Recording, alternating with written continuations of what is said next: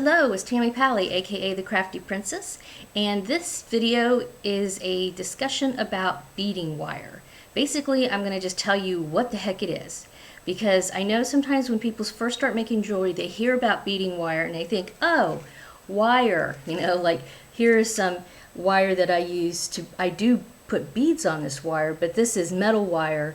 It is actually brass wire. This is not beading wire though. Okay, this is just regular metal wire. So there's a difference between metal wire and beading wire, and there are actually a few brands of beading wire. This one brand is called Softflex. Another brand here is Acuflex. Okay, and then another brand that I can't find a spool of, even though I know I have some, is Beadalon. So there's Beadalon, Acuflex, and Softflex. Beadalon is made by the Beadalon company, Beadalon. Acuflex is available through a vendor called Fire Mountain Gems and Beads. Honestly, they're a huge company, so if you just Google Fire Mountain, they'll pop up. This Acuflex is a beading wire that they offer, and then the Softflex is from a company called Softflex. Okay, which is weird. Their URL is a weird URL, softflexcompany.com, because there are other products that have nothing to do with beading wire that have Softflex mentioned in them. So yeah, definitely if you're going to go head over there, make sure you look for softflexcompany.com so you get directly on their website. Now, so what's the difference? Why is it called wire? Well, let me roll out a little bit and I'll show you what I'm talking about.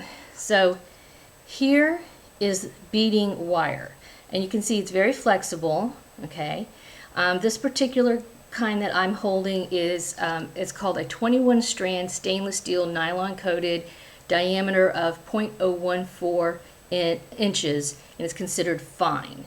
So 21 strands, that means there's 21 strands of stainless steel that have been twisted together and then coated with nylon to create this. So yes, there's some steel wire in here, but it's not the same as this kind of wire, all right? It's very, very soft, okay, and very flexible.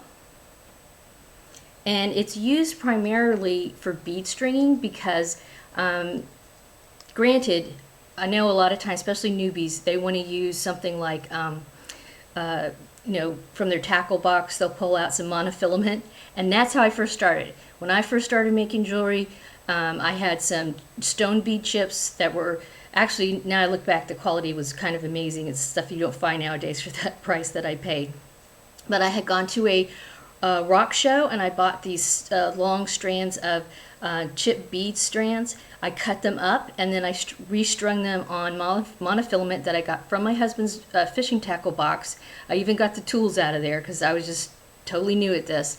And yeah, I strung them up on that.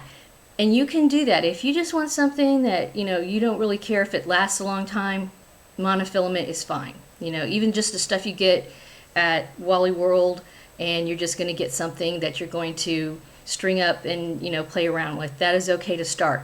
However, I will tell you from experience that what happens with monofilament over time, it will distort and your pieces will, like if you make a bracelet, okay, your bracelet will start looking wonky, and I mean over years, okay. And the thing is, you think at the time, oh, I'm just going to play around, and these aren't really, these are just kind of throwaway items. But once you really get into it, you'll be surprised, and years later you might still have those bracelets that you put on the fishing line, and all of a sudden they're all whacked out, and if you want to wear them, you kind of need to restring them, especially with necklaces. Bracelets aren't as bad because you can put them on your wrist and they'll kind of form a little bit, but if you have a necklace like that, it's going to be all wah.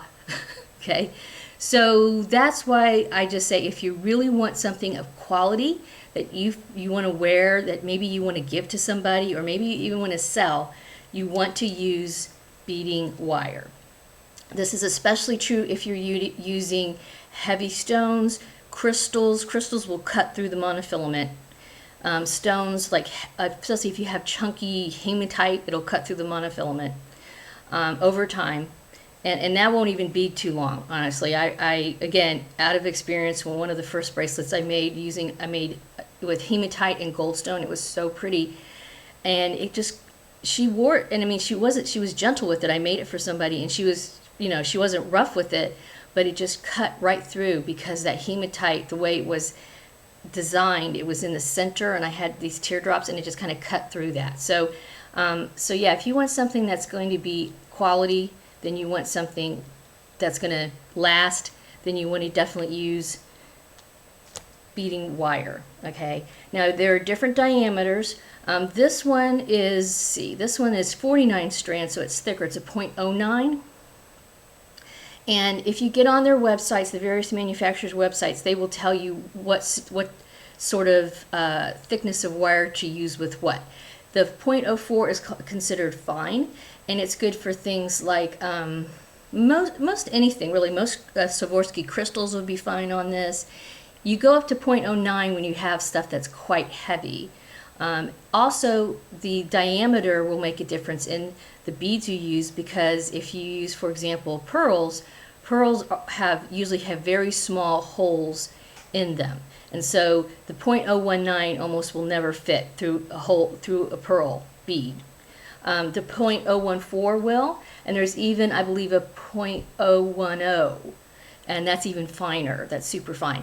So it depends on the pearls, but that's something to check. You got to make sure that the end of this will fit through your bead, because if it doesn't, you obviously can't use it, right? So yeah, that's what I would recommend checking. And as far as, you notice I have these from 2 different manufacturers, and like I said, I know I have some bead along around here, I just can't find it when I want to do this video, because I kind of have stuff all over the place because jewelry has permeated my house. And I would suggest try them all. Some people really, really love Softflex, and they're like, I won't use anything else. And then you have some people who love AccuFlex, and you have some people who love Beadalon. So try them all and decide what works for you. I will say the AccuFlex, as far as I know, you can only get it through Fire Mountain, so that means you would have to get it through the internet. You have to order it. Beadalon, you can actually go down to many craft stores. I know my local Michael's actually carries it, so that's pretty convenient.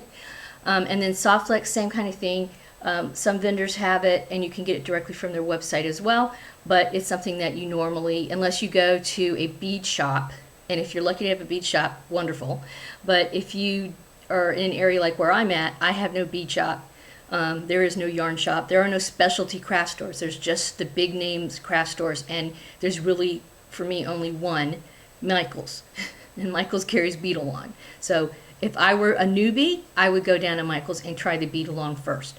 But I recommend trying them all, because it's a very subjective issue. Like I said, it really just depends. It depends on what you like, but it also kind of depends on your style of jewelry that you make. That can also affect what type of beading wire you prefer to use. So yes, I think you should try all different types. It's, like I said, it's a very subjective point of view as far as what you want to make with your beading wire. And if you have any questions, feel free to post them in the comments, and have a wonderful crafting, jewelry making day.